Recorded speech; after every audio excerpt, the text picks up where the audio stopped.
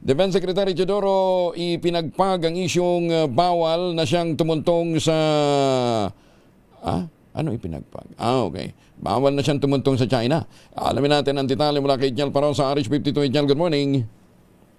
Kuya Angel, tinawanan lamang ni Defense Secretary Gilberto Teodoro Jr. ang report na bawal na siya maging ang kanyang pamilyang tumungtong pa o magtungo sa China. Kasaro dito ng raid ng otoridad sa Pilsanja Steel Corporation sa Misamis Oriental na tinawag ng Chinese Embassy bilang diskriminasyon sa kanilang lahi o nationals. Ayon kay Teodoro, wala siyang asset sa China at wala rin naman siyang balak magtungo roon. Gusto man umano niyang dumalaw sa nabanggit na bansa dahil sa yaman ng kultura, mababait na tao at masasarap na pagkain. Natatabunan naman ito ng klase ng gobyernong mayroon sila. Pakinggan natin Secretary Teodoro. Meron akong minuno nung araw ay 6-7 generations ago nagpunta dito. Isang minuno. Tama ang desisyon na yan kasi hindi na bumalik doon eh.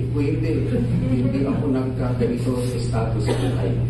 So wala akong asset sa China at wala akong balak pumunta doon. Kaugnay nito ay pinanindigan ng otoridad na lehitimo ang pagpapasara sa pabrika ng Pilsanja at hindi ito nakabatay sa nasyonalidad o politika. Nakitaan kasi ito ng iba't ibang paglabag gaya ng radioactive hazard dahilan para ipatigil na ng tuluyan ng Department of Environment and Natural Resources ang operasyon ito. Pinangalanan din noon ni Teodoro ang dati nitong may-ari na si Tony Yang, isang Chinese businessman, kapatid ng former Duterte advisor na si Michael Yang. Ako si Edniel Parrosa, Razor H. Una sa Pilipinas, una sa Pilipino. Maraming salamat, Jel.